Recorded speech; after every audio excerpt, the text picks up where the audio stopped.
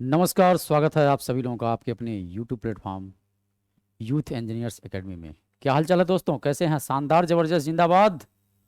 बोलो मेरे शेरे हिंदुस्तान, क्या हाल चाल है? उम्मीद करता हूँ सभी लोग अच्छे होंगे, मस्त होंगे, लाजवाब होंगे। चलिए भैया, आपको पता ही है भारतीय भूगोल का अध्ययन चल रहा है इस समय, और आपके सामने जो लिखा हुआ भारतीय नदियाँ, आज भारतीय नदियों के बारे में बातचीत होगी। इससे किस प्रकार के प्रश्न एग्जाम में देखने को मिलते हैं, वो सभी प्रश्नों का हम चर्चा भी करेंगे। तो चलिए, देर ना करते हुए लेक्चर को स्टार्ट किया जाए। लेक्चर को स्टार्ट करते हैं, भारतीय नदियों के बारे में बात करते हैं। और भारतीय नदियों के बारे में पहले हम बात करेंगे तो आपको बताएंगे कि किस प्रकार के अपवाह तंत्र भारत में देखने को मिलता है। चलो भैया, ध्यान से देखना। पहले हम बात करने वाले हैं भारतीय अपवाह तंत्र। ये है भारतीय अपवाह तंत्र। भारतीय अपवाह तंत्र। अगर भारतीय अपवाह तंत्र की बात किया जाए तो भारत में दो प्रकार का अपवाह तंत्र देखने को मिलता है। दो प्रकार का अपवाह तंत्र देखने को मिलता है। एक है हिमालयी अपवाह तंत्र, एक है हिमालयी अपवाह तंत्र। अपवाह तंत्र। और दूसरा आपको देखने को मिलेगा प्रायद्वीपीय अपवाह तंत्र। यह है क्या? प्रायद्वीपीय अपवाह तंत्र। अपवाह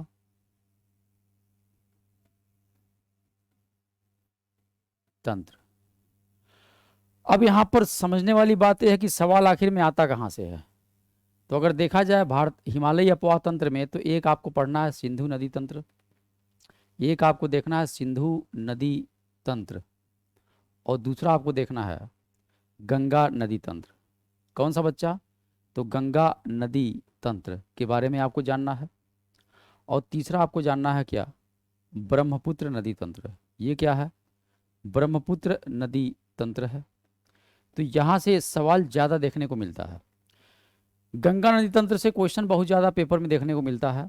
और ये तीनों अपवाह तंत्र जो है, ये तीनों का तीनों जो है, ये किसके अंतर्गत आता है? हिमालयी अपवाह तंत्र। यानी कहने का मतलब ये हुआ कि सिंधु नदी हो, गंगा हो या ब्रह्मपुत्र हो, ये सभी की सभी हिमालयी नदियां हैं, और इनका उद्गम कहीं ना कहीं अपने देश से बाहर होता है। ठीक है। लेकिन इसमें से गंगा नदी तंत्र एक ऐसा तंत्र है जिसमें गंगा हिमालयी नदी तो है, लेकिन इसका उद्गम भारत में होता है। बाकी सिंधु और ब्रह्मपुत्र, ये दोनों नदियां का जो उद्गम होता है भारत से बाहर, कहाँ? तिब्बत में होता है। ठीक है। तो इन सब के बारे में बात करूंगा डिटेल से। प्रायद्वीपीय अपवाह तंत्र की बात किया जाए तो इसमें बहुत सारी नदियां देखने को मिलेंगी। एक नदी आपको देखने को मिलेगी पश्चिमी घाट की तरफ बहने वाली नदी। कौन सी? पश्चिमी घाट की तरफ बहने वाली नदी। ये पश्चिमी घाट की तरफ बहने वाली नदी के बारे में आपको डिटेल मिलेगा। जैसे फॉर एग्जाम्पल ध्यान दीजिएगा, यहाँ पर एक नदी तंत्र आपको देखने को मिलेगा क्या? जैसे साबरमती है। कौन है? ये है साबरमती। साबरमती के बाद बात किया जाए तो माही नदी का नाम आपने सुना होगा। माही नदी के बाद बात किया जाए तो ये नर्मदा है। नर्मदा के बाद क्या नाम आता है? ताप्ती आता है। तो साबरमती, माही, नर्मदा, ताप्ती, ये सभी नदियाँ, ये सभी की सभी नदियाँ जो है देखने को मिलेंगी कहाँ पर? पश्चिमी घाट की तरफ। इसी प्रकार से अगर देखा जाए यहाँ पर पूर्वी घाट की तरफ, क्या है? यहाँ पर पूर्वी घाट की तरफ, पूर्वी घाट की तरफ बहने वाली नदी, तरफ बहने वाली नदी की अगर बात किया जाए तो इसमें भी बहुत सारा एग्जाम्पल हो सकता है। जैसे आपने सुना होगा गोदावरी नदी के बारे में। ये गोदावरी नदी है।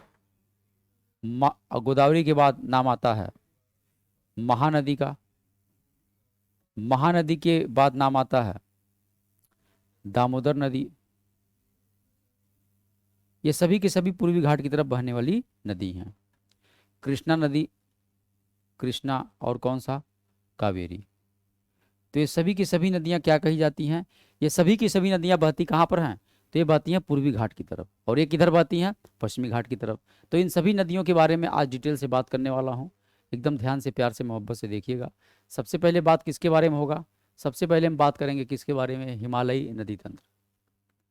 ये हिमालयी नदी तंत्र है, हिमालयी नदी तंत्र के बारे में बात होगा बच्चा। तो ध्यान से, प्यार से, मोहब्बत से देखना। ध्यान, प्यार, मोहब्बत का होना बहुत ही आवश्यक है। अगर ये नहीं रहेगा तो फिर सब मैटर हो जाएगा गड़बड़।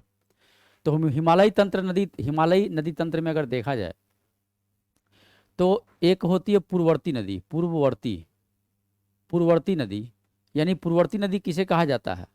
पूर्ववर्ती नदी का मतलब ये हुआ कि वो सभी नदियाँ जो हिमालय के उत्थान से पहले बह रही हैं वो सभी पूर्ववर्ती नदी कही जाती हैं।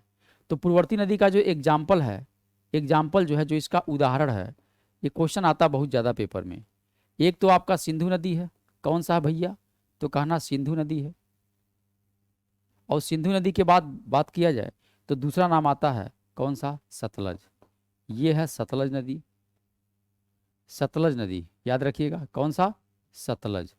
इसके बाद नाम आता है ब्रह्मपुत्र। तो ये ब्रह्मपुत्र, यानी कहने का मतलब ये हुआ कि अगर आपसे सवाल पूछे कि पूर्ववर्ती नदी कितनी है तो आप कहेंगे सिंधु, सतलज और ब्रह्मपुत्र। यही क्या है? पूर्ववर्ती नदी कही जाती हैं, यानी हिमालय के उत्थान से पहले ये बह रही हैं। बात समझे? अब इस हिमालयी नदी तंत्र में आपको जो देखना है, सबसे पहले हम बात करने वाले हैं किसके बारे में? सिंधु नदी तंत्र के बारे में। सिंधु नदी तंत्र के बारे में बात होगा। यानी सिंधु नदी तंत्र की अगर बात किया जाए तो सबसे बड़ी जो नदी है वो सिंधु नदी खुद है। सबसे बड़ी नदी कौन सी है? सिंधु नदी है। अब देखिए भैया, इस सिंधु नदी तंत्र में एक बात आप यहाँ ध्यान से, प्यार से, मोहब्बत से देखिएगा तभी हवा लगेगा। एक नाम आता है क्या? सिंधु नदी। ये है सिंधु नदी। तो सिंधु नदी के आगे कितनी नदियां हैं? तो पंचनद हैं। यानी सिंधु के साथ पंचनद, यानी 5 नदियों का पानी और जब सिंधु नदी मिलता है तभी वो क्या कहा जाता है? सिंधु नदी तंत्र कहा जाता है। अब पंचनद में कौन कौन सी नदियां आती हैं जरा ध्यान दीजिएगा। पंचनद में कौन कौन सी नदी आएगी? एक नाम आता है झेलम। एक नाम क्या आता है? झेलम। दूसरा आता है चिनाब। अगला नाम आता है तीसरा रावी। और रावी के नाम आता है ब्यास। और ब्यास के बाद नाम आता है सतलज। ये है क्या? सतलज। तो आपने यहां पर देखा जो पंचनद हैं यही 5 नदियां हैं, यानी इस सिंधु नदी की 5 सहायक नदियां हैं। ठीक है, तो इन्हीं को क्या कहा जाता है? पंचनद। और ये सभी की सभी नदियां, 5 नदियां कहाँ बहती हैं? पंजाब में बहती हैं। यानी ये पंचनद जो नदी है ये कहाँ बहती है? तो कहेंगे पंजाब में बहती है। पंजाब में कहाँ होती है? बहती है। तो पंजाब में बहने वाली नदी कितनी है? तो कहेंगे 5। अब देखिए भैया, इन 5 नदियों के बारे में थोड़ा डिटेल से, ध्यान से, प्यार से देखिए। झेलम नदी का प्राचीन नाम, चिनाब का, रावी का, ब्यास का, सतलज का, सबका प्राचीन नाम पूछता है। तो यहाँ पर मैं लिख दे रहा हूँ प्राचीन नाम। क्या है? प्राचीन नाम। तो प्राचीन नाम याद करने का एक तरीका है। ठीक, याद ये करना है आपको, बस इतना ही याद रखना है।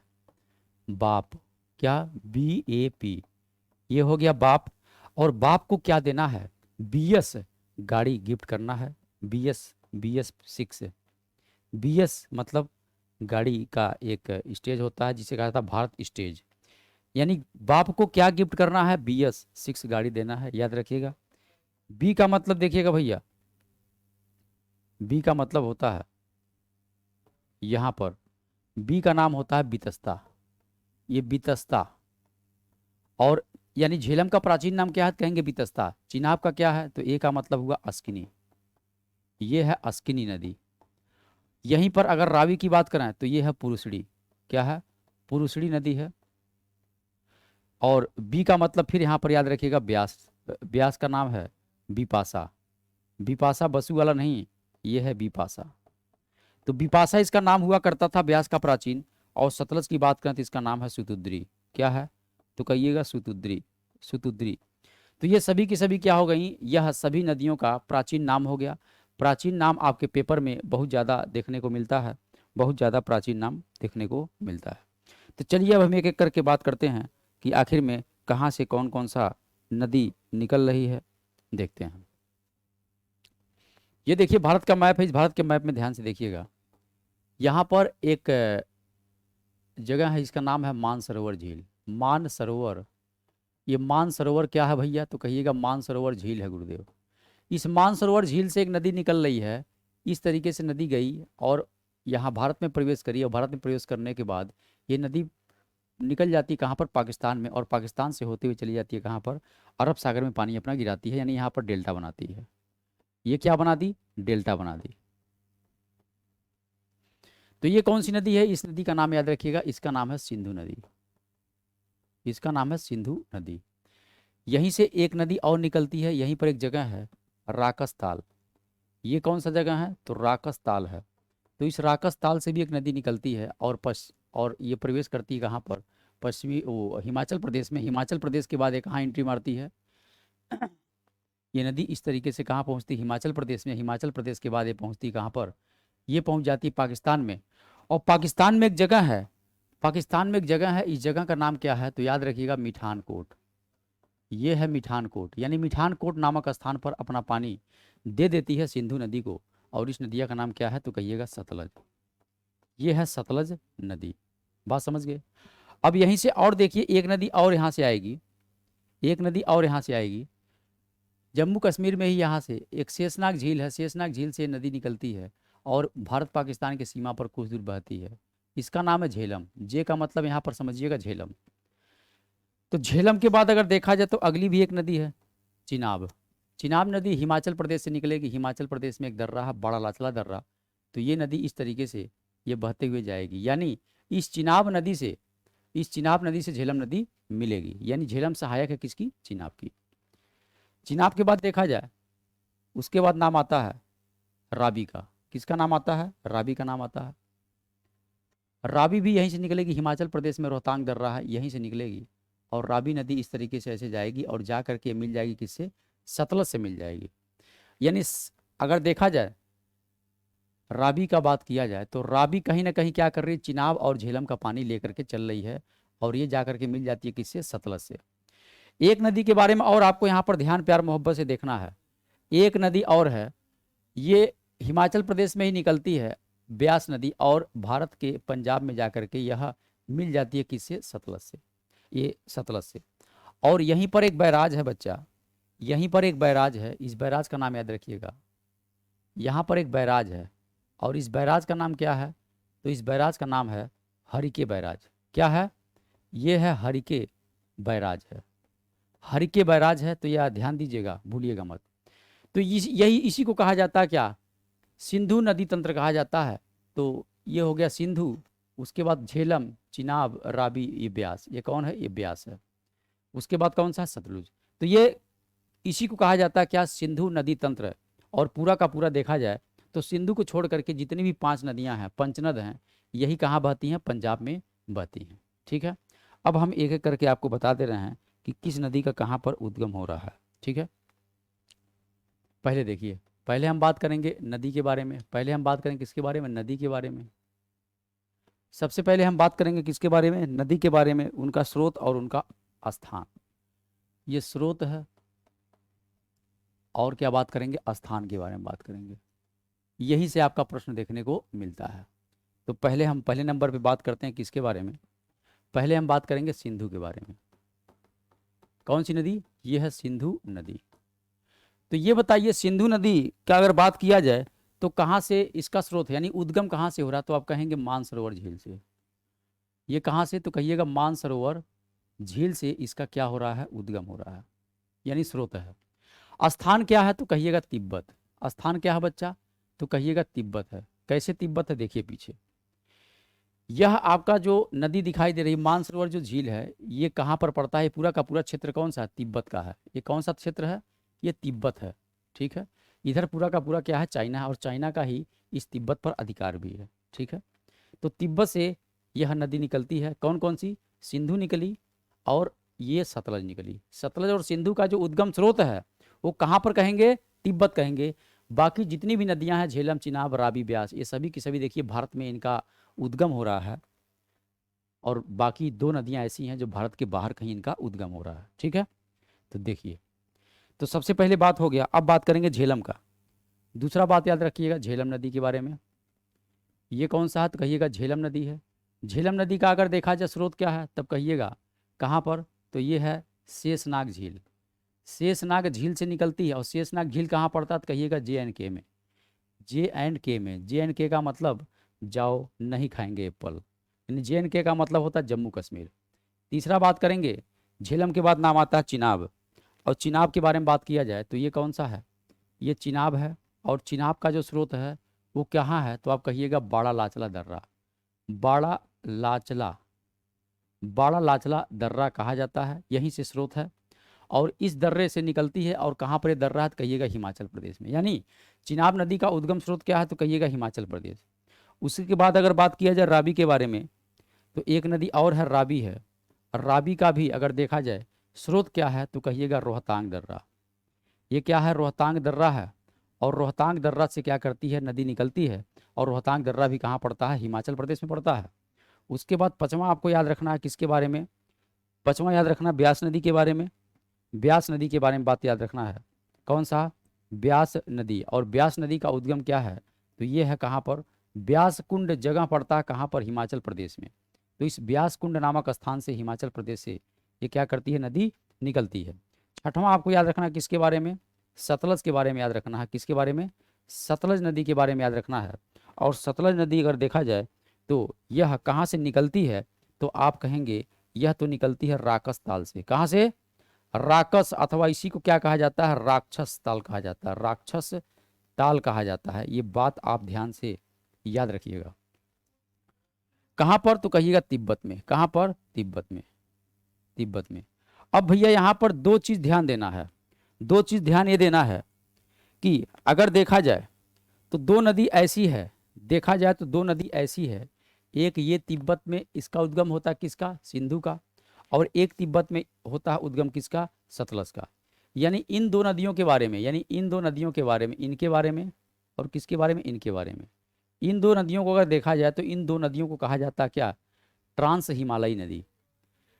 ट्रांस हिमालयी नदी कहा जाता है। क्यों कहा जाता है, क्योंकि यह अगर देखा जाए तो ये दोनों की दोनों ट्रांस हिमालयी नदी हैं। और इन दोनों नदियों का जो उत्थान है, हिमालय के उत्थान से पहले इनका जन्म माना जाता है। और ये पहले से कहा जाता है बहती हैं। तो ट्रांस हिमालयी नदी की संज्ञा इन्हें दी गई है किसे, सिंधु, और किसको, सतलज को। तो सिंधु का नाम और सतलज का नाम विशेष रूप से आप यहाँ पर ध्यान दीजिएगा, नहीं तो सब चौपट हो जाएगा। ठीक है, ये बात यहाँ पर आप समझ गए, बात समझ गए। तो ये पूरा का पूरा क्या हो गया, सिंधु, झेलम, चिनाब, रावी, ब्यास, सतलज हो गया। अब यहाँ पर कुछ फैक्ट है मैं बता दे रहा हूँ। सबसे पहले मैं बात करूँगा किसके बारे में, सिंधु नदी के बारे में।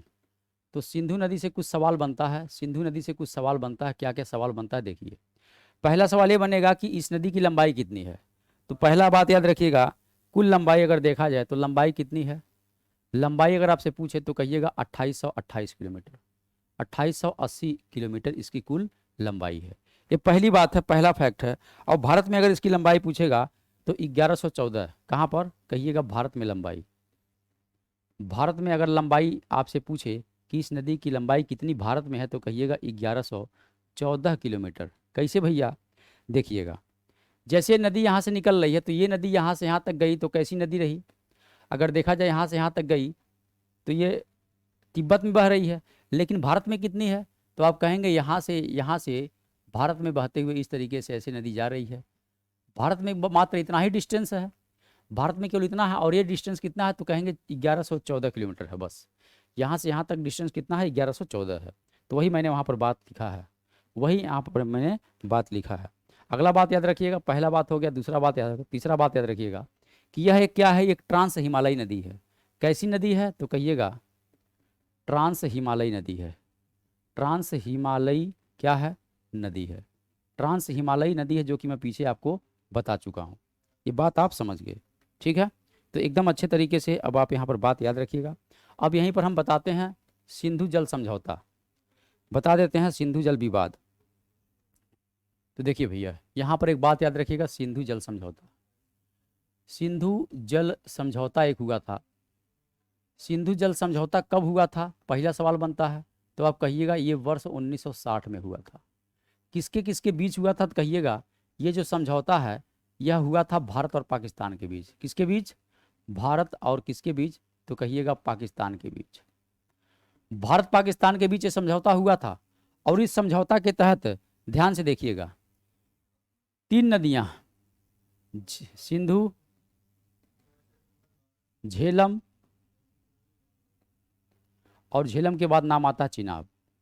सिंधु, झेलम, चिनाब, ये 3 नदी हैं। उसके बाद 3 नदियां और हैं, 3 नदियां और हैं। 3 नदियां कौन कौन सी हैं, देखिए, सिंधु, झेलम, चिनाब, चौथा है राबी, और पांचवा है क्या, ब्यास, और ब्यास के बाद क्या है, छठवां सतलज। ये है सतलज। तो यहाँ पर अगर देखा जाए इन 3 नदी के बारे में और इन 3 नदी के बारे में देखा जाए, तो इस समझौते में यह तय हुआ था कि ऊपर की जो 3 नदियां हैं, सिंधु, झेलम, चिनाब, इनका 80% जल जो है, 80% जल प्रयोग कौन करेगा, तो पाकिस्तान करेगा। ये इस समझौता में तय हुआ था। यानी पाकिस्तान क्या करेगा, 80% जल इसका प्रयोग करेगा। बचा कितना, तो कहेंगे 20%। ये 20% प्रयोग कौन करेगा, तो इस 20% जल का जो प्रयोग है वो कौन करेगा, तो वो करेगा भारत। ये बात क्लियर है। उसी प्रकार से नीचे की जो 3 नदियां हैं, इन 3 नदियों के जल का प्रयोग अगर देखा जाए तो उल्टा हो गया। 80% जल जो है कौन प्रयोग करेगा, तो कहेंगे 80% तो जल इसका प्रयोग करेगा भारत, और 20% कौन करेगा, तो 20% जल का प्रयोग करेगा कौन करेगा भैया, तो वो करेगा पाकिस्तान। इस समझौते के तहत यही बात तय हुआ था। ये समझौता कब हुआ था, 1960 ईस्वी में समझौता हुआ था। ये भी बात आपको याद यहाँ पर रखना है। ये बात यहाँ पर आपको अच्छे तरीके से याद रखना है, भूलना नहीं है। अब देखिए, अब जब सिंधु जल समझौता हुआ, सिंधु, झेलम, चिनाब का 80% जल कौन प्रयोग करेगा, तो आप कहेंगे इसका पाकिस्तान करेगा। तो जितनी भी परियोजनाएं सिंधु, झेलम, चिनाब पर बनेंगी वो सभी की सभी क्या होंगी, विवादित होंगी। क्यों विवादित होंगी, क्योंकि अगर इस पर परियोजना बनेगा तो 80% जल किसको चाहिए, पाकिस्तान को चाहिए। तो 80% जल उसको नहीं मिल पाएगा, क्योंकि भारत पानी रोक लेगा। तो इसके लिए क्या होगा, कुछ विवादित परियोजना है, उसको याद रखना है। ये क्या है, विवादित परियोजना है। और विवादित परियोजना जो होगा वो किस पर होगा, तो आप कहेंगे वो विवादित परियोजना हमेशा सिंधु, झेलम, चिनाब पर होगा। सिंधु, झेलम, चिनाब पर विवादित परियोजना होगा, और इसको आप अच्छे से याद रखिएगा। सबसे पहले हम बात करेंगे, देखिए पहला जो है एक परियोजना है, इसका नाम है नीमो बजागो। नाम है नीमो बजागो। तो नीमो बजागो जो परियोजना है, ये परियोजना कहाँ पर है, तो सिंधु नदी पर है। यह एक विवादित परियोजना है।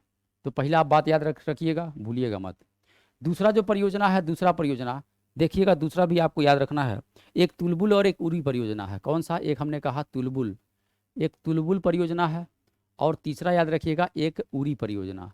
तो तुलबुल और उरी क्या है, ये दोनों परियोजना है। और इस परियोजना की बात करें तो किस नदी पर है, तो कहिएगा झेलम नदी पर है। यानी झेलम नदी पर जो परियोजना बना है यह भी विवादित है, क्योंकि हमने कहा सिंधु, झेलम, चिनाब पर जो भी परियोजना होगा विवादित होगा। ये बात यहाँ आप अच्छे से समझ गए। अब देखिए चौथा आपको याद रखना है, एक है आपका किशन गंगा परियोजना। एक कौन सा है, तो एक है किशन गंगा परियोजना। किशन गंगा क्या है बच्चा, परियोजना है। और ये परियोजना किस पर बना है, तो ये बना हुआ किशन गंगा नदी पर। किशन गंगा नदी पर बना है। और किशन गंगा नदी को पाकिस्तान में किस नाम से पुकारते हैं, तो ये भी आप बात याद रखिएगा, कहा जाता है नीलम। क्या कहते हैं, नीलम नदी कहा जाता है। नीलम नदी किसको, तो आप कहेंगे किशन गंगा को। तो ये 4 हो गया। उसके बाद देखिए, उसके बाद की जो परियोजना है वो भी परियोजना याद रखना है। एक है दुलहस्ती, एक बगलीहार है, और एक है सलाल। तो पांचवा है, एक कौन है, दुलहस्ती, ये दुलहस्ती परियोजना है। और एक कौन सा है, छठवां, एक है बगलीहार, ये एक बगलीहार परियोजना है। और एक क्या है, सातवां, एक है सलाल परियोजना। ये क्या है, सलाल परियोजना। ये सभी की सभी क्या है, परियोजना है।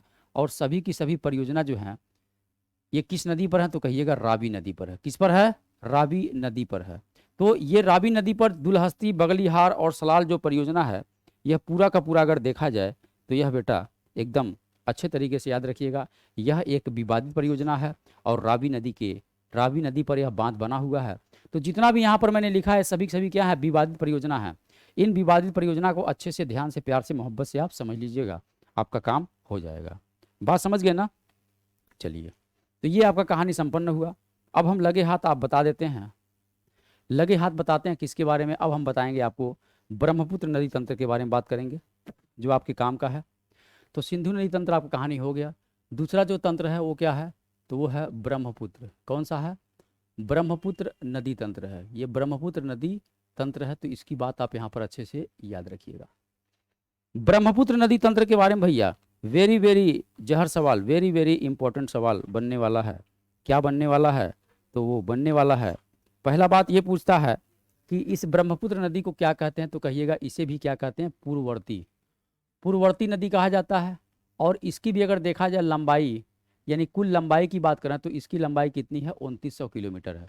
यानी हिमालयी नदी तंत्र में सबसे लंबी जो नदी है वो कौन सी है, वो कौन सी नदी है, तो आप कहिएगा वो ब्रह्मपुत्र नदी ही है, जिसकी लंबाई 2900 है। और भारत में इसकी लंबाई कितनी है, आप कहिएगा भारत में, भारत में अगर लंबाई की बात करें तो भारत में लंबाई कितना है, 916 किलोमीटर। भारत में लंबाई कितनी है इस नदी की, तो 916 किलोमीटर है। ये बात यहाँ पर अच्छे से याद रखिएगा। इसकी उत्पत्ति हम बता दे रहे हैं, उत्पत्ति, उत्पत्ति यानी उत्पत्ति का मतलब कहाँ से नदी निकलती है। तो कैलाश मानसरोवर के पास एक ग्लेशियर है जिसे कहा जाता है चेमांग युंग डुंग ग्लेशियर।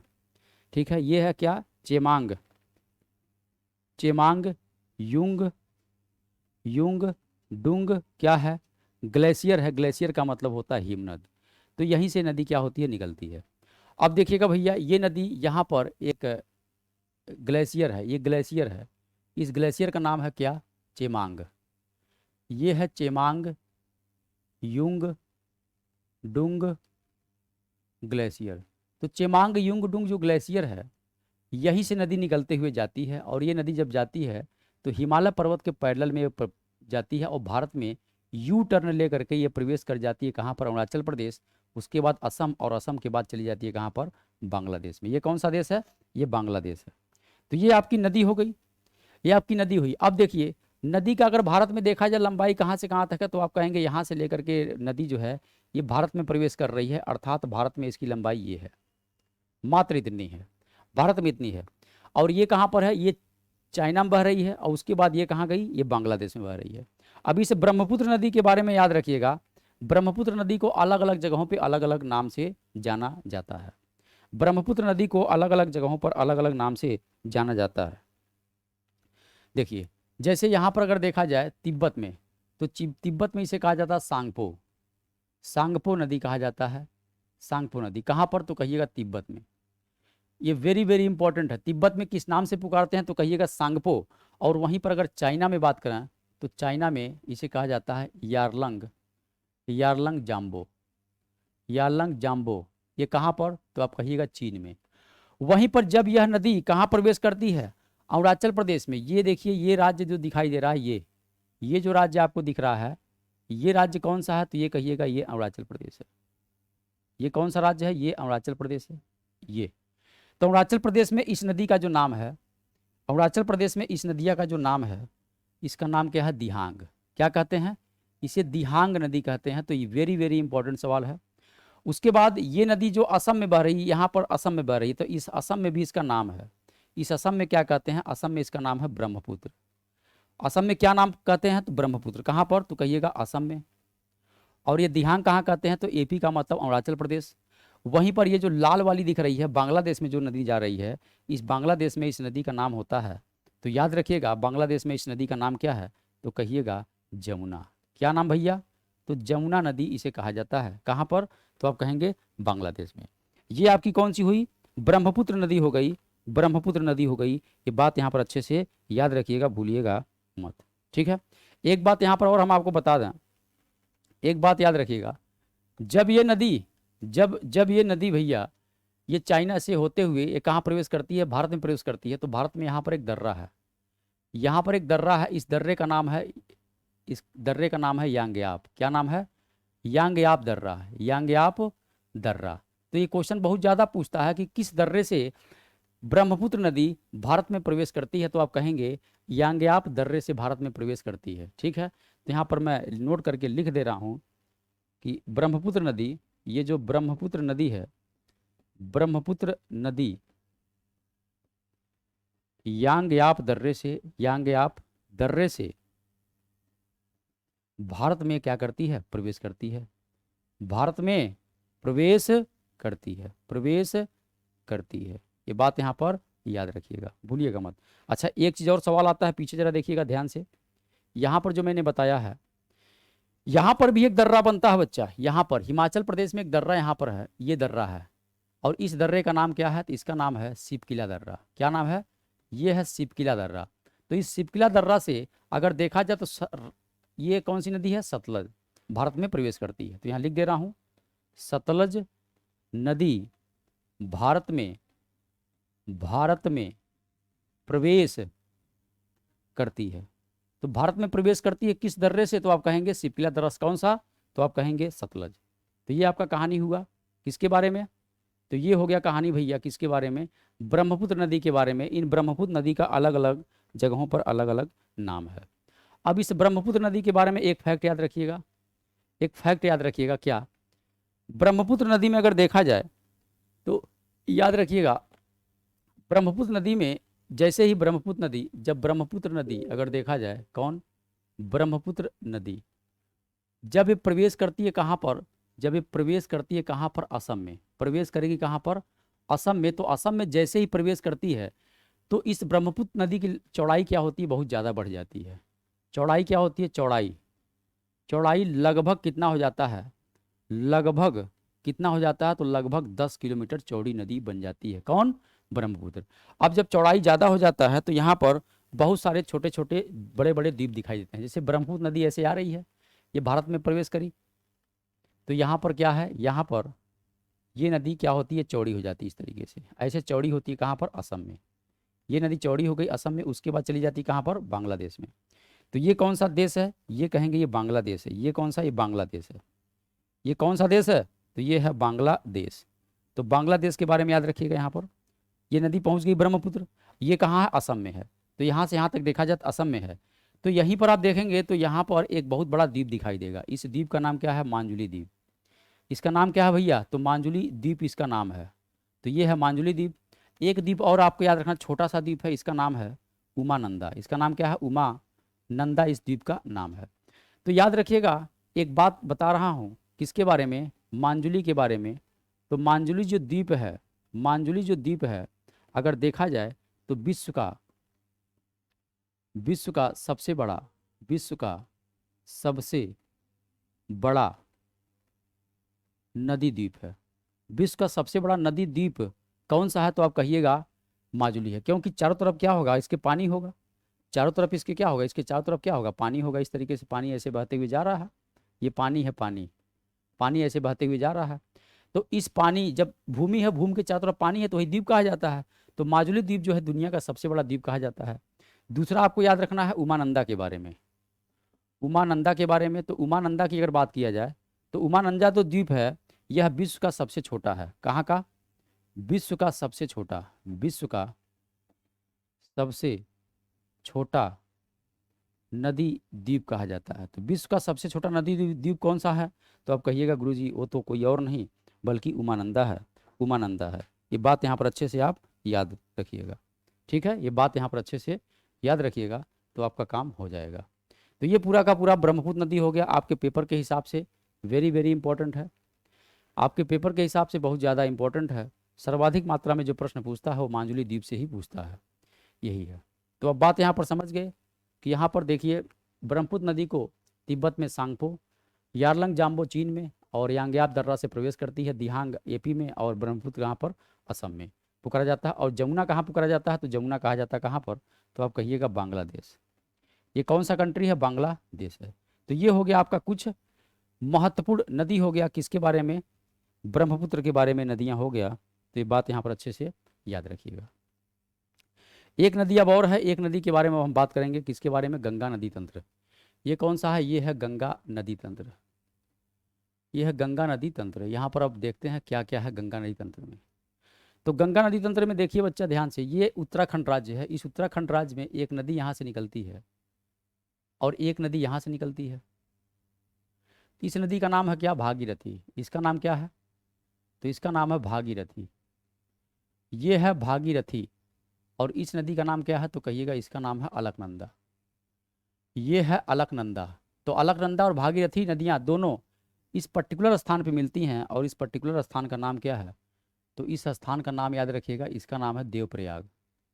इसका नाम क्या है, देवप्रयाग। यानी देवप्रयाग पे मिलने के बाद यह नदी बन जाती है गंगा, और गंगा नदी बनती है तो बनते बनते जाती है और पश्चिम बंगाल में जब पहुंचती है तो यहाँ पर एक बैराज पड़ता है।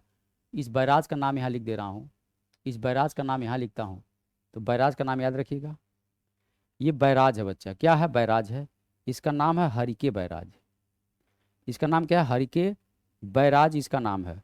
तो हरिके बैराज नामक स्थान पर जब एक गंगा पहुंचती है, यानी यहाँ से यहाँ तक देखिए कौन सी नदी है, तो कहिएगा गंगा है।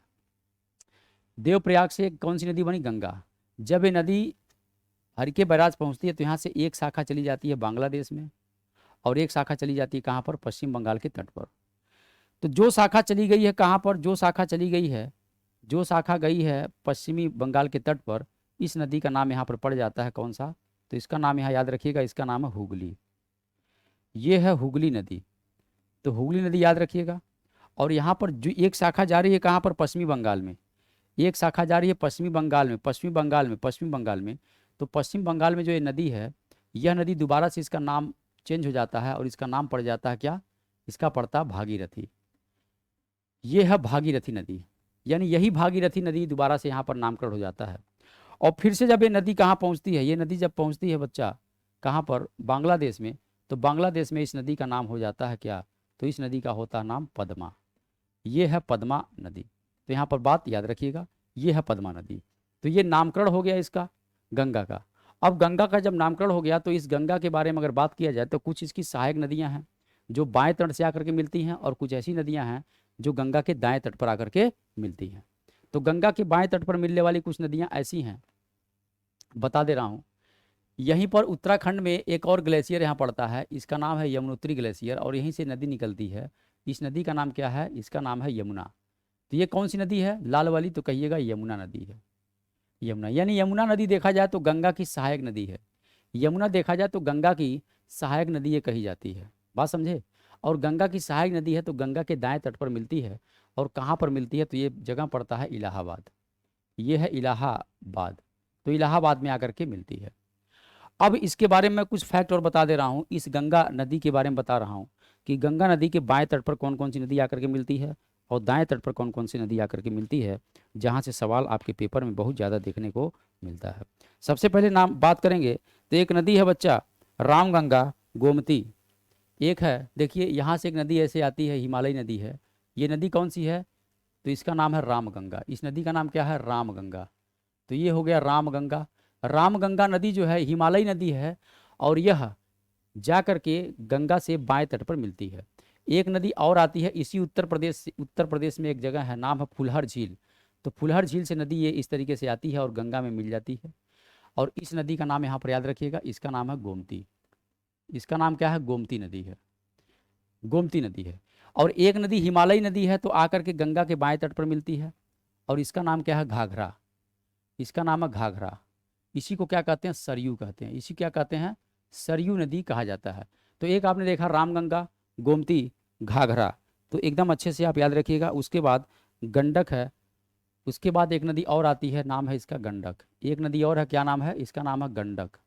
और गंडक के बाद एक नदी और आती है, हिमालय नदी है, इसका नाम क्या है, बागमती। बागमती नदी है। और एक नदी और आती है यहीं से, हिमालय नदी है, इसका नाम है कोसी। इसका नाम क्या है, तो इसका नाम है कोसी। कोसी। और बच्चा कोसी के बाद एक नदी का नाम याद रखिएगा।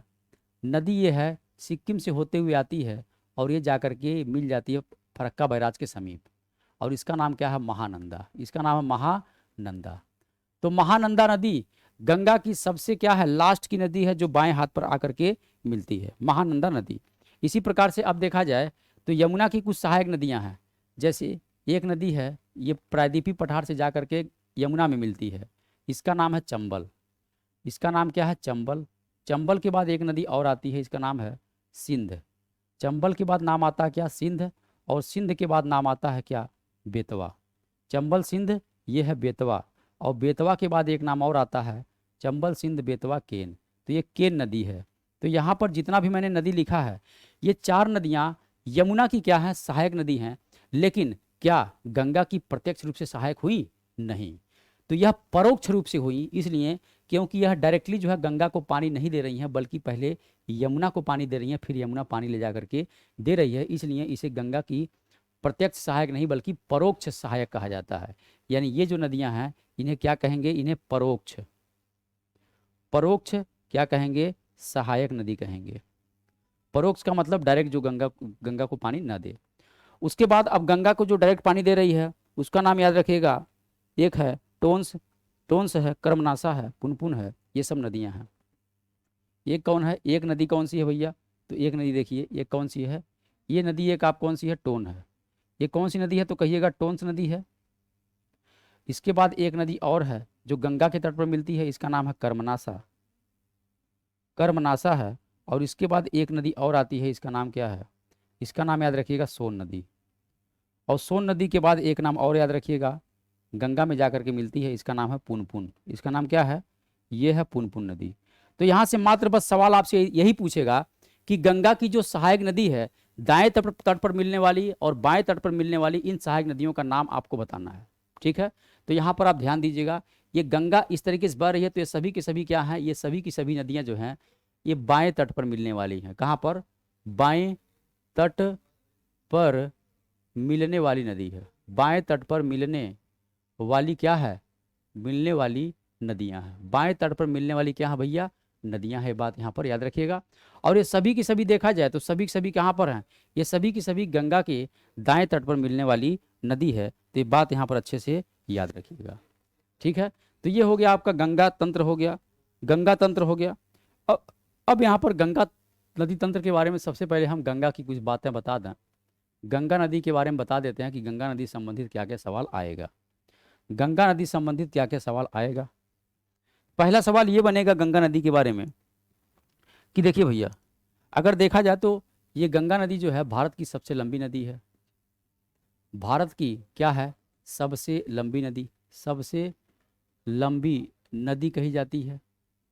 और दूसरा बात याद रखिएगा, इस नदी की जो लंबाई है अगर देखा जाए तो कितना है? 2525 किलोमीटर है। गंगा की लंबाई याद रखिए कितनी है? 2525 किलोमीटर है। यह भूलना आपको नहीं है।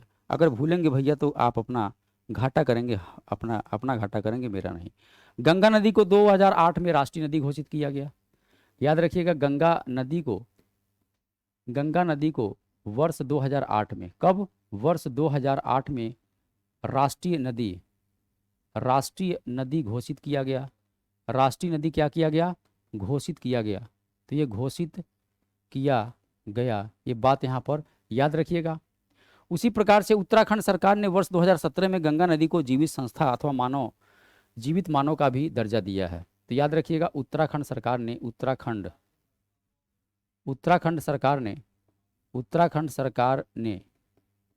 वर्ष 2017 में गंगा नदी को जीवित, क्या बोला मैंने? हमने कहा जीवित संस्था, या इसी को कहते हैं जीवित मानव। इसी क्या कहा जाता है? जीवित मानव।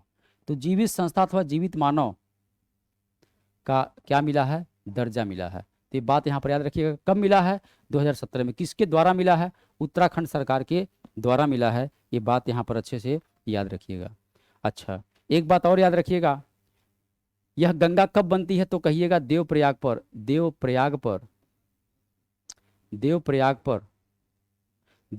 पर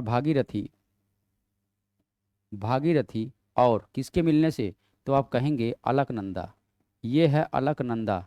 तो अलकनंदा के मिलने से क्या होता है? कि मिलने से क्या होता है बच्चा? मिलने से गंगा नदी देवप्रयाग पर भागीरथी और गंगा के मिलने से गंगा नदी नाम पड़ता है। अब गंगा नदी के बारे में एक फैक्ट और याद रखिएगा, जो गंगा नदी है बच्चा, गंगा नदी देखा जाए तो भारत के 5 राज्यों से जाती है। कहाँ से? तो कहेंगे 5 राज्यों से क्या करती है? 5 राज्यों से गुजरती है। 5 राज्यों से क्या कर रही है? गुजरती है। कौन नदी? तो कहिएगा गंगा। 5 राज्य में देखिए, एक जो राज्य है वो कौन है? सबसे पहले उत्तराखंड से निकलती है। दूसरे उसके बाद बात करेंगे तो यूपी में जाएगी, यूपी के बाद देखा जाए तो बिहार में जाएगी। कहाँ पर जाएगी? बिहार में जाएगी। और बिहार के बाद देखा जाए तो उसके बाद आपकी जाती है कहाँ पर? जेएस मतलब झारखंड में जाती है। और झारखंड के बाद देखा जाए तो चली जाती है कहाँ पर? वेस्ट बंगाल यानी पश्चिमी बंगाल में। अब यहाँ पर कुछ फैक्ट है, याद रखिएगा। पहला फैक्ट ये है, यूपी जो अपना है, यूपी उत्तर प्रदेश, गंगा की सर्वाधिक लंबाई है। गंगा की क्या है? सर्वाधिक लंबाई है। ये गंगा की सर्वाधिक लंबाई अगर पूछे किस राज्य में है तो आप कहिएगा उत्तर प्रदेश में है। और गंगा की सबसे कम लंबाई कहाँ पर है तो आप कहिएगा झारखंड में है। गंगा की सबसे कम लंबाई, गंगा की सबसे क्या है? कम लंबाई कहाँ पर पड़ता है तो आप कहिएगा झारखंड में। अब उत्तर प्रदेश से जब ये गंगा जाती है तो उत्तर प्रदेश में टोटल याद रखिएगा 28 जिलों से गुजरती है। कितने जिलों से? 28 जिलों से गुजरती है, 28 जिलों से। इस 28 जिला में पहला आपसे सवाल पूछेगा, प्रवेश उत्तर प्रदेश में किस जिला से करती है और निकलती किससे है? यानी निकलती किससे है? तो दोनों बात यहाँ पर याद रखिएगा। प्रवेश करेगी किससे? तो प्रवेश करेगी, एक बिजनौर जिला है। एक कौन सा जिला है? बिजनौर जिला है यूपी का। तो इसमें सबसे पहले प्रवेश करेगी और निकलेगी कहाँ से? यूपी से। तो कहेंगे बिहार का एक जिला है, ये यूपी का एक जिला है जिसका नाम है बलिया। क्या नाम है? बलिया। यानी बलिया जिला से क्या करती है? गंगा चली जाती है कहाँ पर? बिहार में चली जाती है। तो ये हो गया गंगा नदी के बारे में, जो कि आपसे बहुत ज़्यादा सवाल यहाँ पर देखने को मिलता है। बात समझ गए ना? चलिए, तो यहाँ पर ये बात आप समझ गए। तो इस प्रकार से आपने क्या किया, पूरा का पूरा गंगा नदी के बारे में पूरा फैक्ट आपने ले लिया। गंगा नदी के बारे में आपने पूरा फैक्ट यहाँ पर अच्छे से देख लिया। गंगा नदी का फैक्ट पूरा का पूरा आपने यहाँ पर देख लिया है, कुछ भी यहाँ पर छोड़ने लायक नहीं है। ठीक है, तो ये बात आप समझ गए। तो इस प्रकार से दोस्तों हम लोगों ने क्या किया, आज हिमालय नदी तंत्र को अच्छे से समझा, पढ़ा। अब आपका परम कर्तव्य और धर्म बनता है कि आप इसको बाकायदा देखें, देखने के बाद इसका रिवाइज करें और रिवाइज करने के बाद नोट्स बनाएं, ताकि कोई भी क्वेश्चन अगर आपके पेपर में आए तो छूटने ना पाए। इसी के साथ दोस्तों thank you so much, take care, bye, good night. फिर मुलाकात होगी आपसे अगले लेक्चर में नदी तंत्र में ही, और बात करेंगे प्रायद्वीपीय नदियों के बारे में। जय हिंद, जय भारत।